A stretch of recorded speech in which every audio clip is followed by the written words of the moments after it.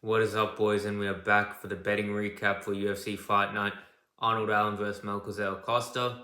And it was another profitable night for the boys inside Premium. And that is 5 weeks of profit in a row. We're on a streak and we've been riding well these past few weeks. A smaller night this week with only 0.62 units, but a successful night nonetheless on a card that I wasn't too confident in, but we ended up still making some money, and we are still undefeated on Apex cards so far this year, which is another bonus. So that takes our record this year all the way to 13-3, which is absolutely an insane win rate on profitable nights.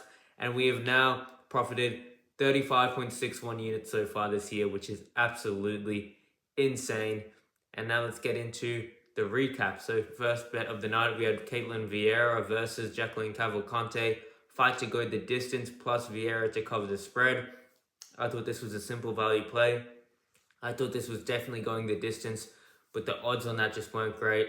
And you look at Vieira's fights, she is nearly covering the spread in every single one of her decisions, besides that Kayla Harrison fight. And then you look at Cavalcante, she's had a couple of closer split decisions. So I thought it would be competitive on the feet, and all it would take is Vieira to get one takedown to win one round, and this bet hits. And not only did Vieira cover the spread, but she won the fight. So a good read, a good bet, 1.25 units there at $1.71 odds, which was very reasonable to return 2.14.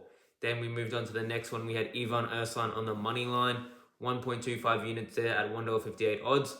I thought the odds were pretty good. I thought pretty simply he was going to be the better fighter than Tuco Tucos. I do not think Tuco Tucos is UFC level.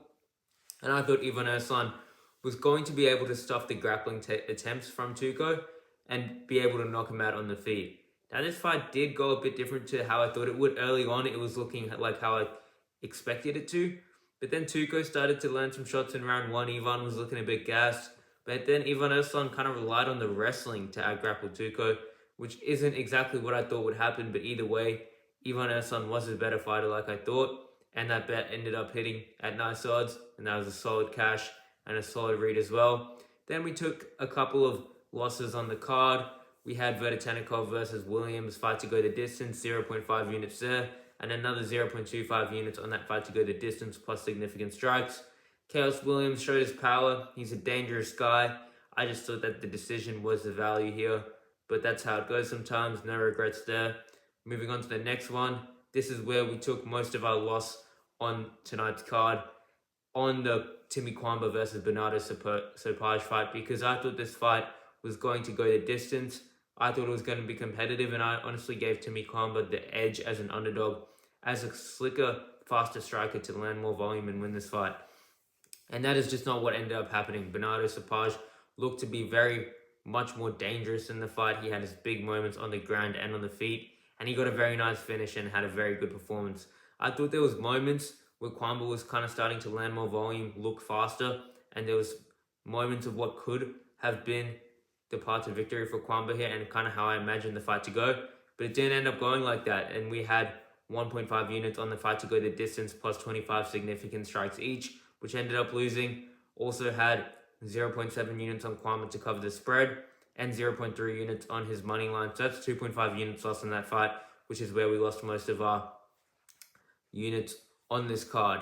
Then also we had Malcolm Wellmaker round 1 KO, 0.3 units at $4.90. He ended up not only not getting the KO, but he ended up losing this fight, which is pretty disappointing if you're a Malcolm Wellmaker fan. I thought his win condition here was most likely that round 1 KO. And I thought the odds on it were pretty good because I thought Juan Diaz is very hittable, which he showed in his Dana White Contender Series fight. I don't really regret anything from this bet. But yeah, Wellmaker did not look good, and it's honestly looking like a pretty low-level fighter. Moving on to the next one, though. We laddered up the bets here, and it paid off. We had Du Ho Choi to cover the spread, 0.7 units there at $1.86, which cashed. Also had 0.3 units on him as an underdog at $2.40, which cashed nicely as well. We had 1 unit on them to both get 25 significant strikes, which easily cashed. And we had 0.5 units on the fight to go the distance, and both of them to get 25 significant strikes, which that was the only bet that we ended up not hitting on that fight.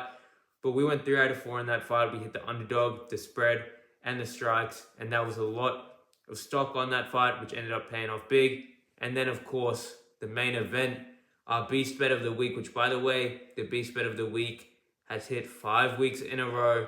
We had Arnold Allen on the money line, which cashed easily. I was just shocked at the odds movement here. I thought the original price of him at like $1.50, $1.55 was accurate, considering his experience against top-level competition. And Costa, while he was on a win streak, he just hadn't fought anyone quite like Allen.